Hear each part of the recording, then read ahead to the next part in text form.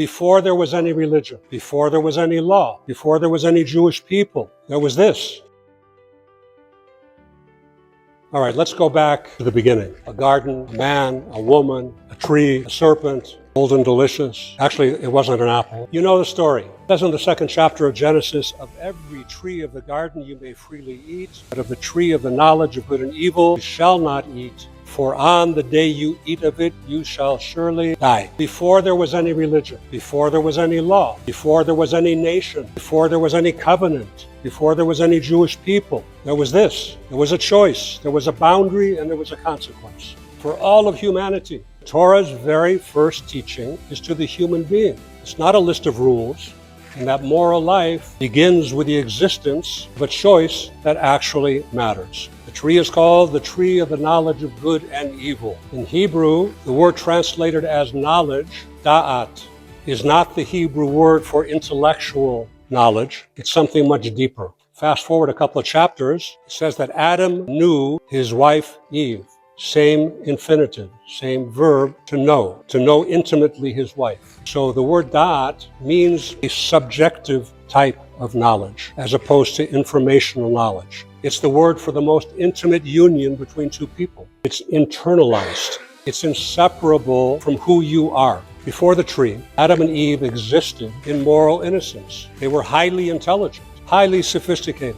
Good and evil were external to them. There was evil in the Garden of Eden before the sin, but evil was external. You could recognize evil without any kind of confusion. Nobody in their right mind would touch it. But after eating of the tree, after the da'at entered them, good and evil were no longer outside of them. They were woven into their own instincts, into their own desires. And here we are, 5,786 years later, and we are dealing with this duality within ourselves, all of us.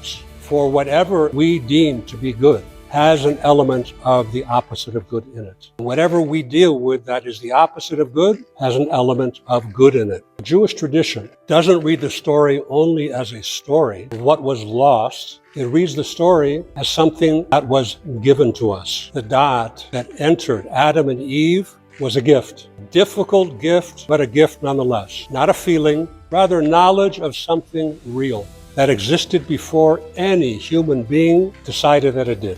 And with that gift came exactly the experience of wanting two things at once. The experience of knowing what is right and feeling pulled towards what is not. The realization of how is it that something so bad can feel so good. The experience of hearing more than one voice inside yourself when that moral moment arrives. The Torah is not explaining why human beings are broken. Torah is explaining why moral life feels the way it does. After Adam and Eve eat from the tree, they feel exposed. They cover themselves and God asks a question. Where are you? God is God. Obviously, he knew exactly where Adam was. The question was not geographical. The question was moral. Where are you in your relationship to me?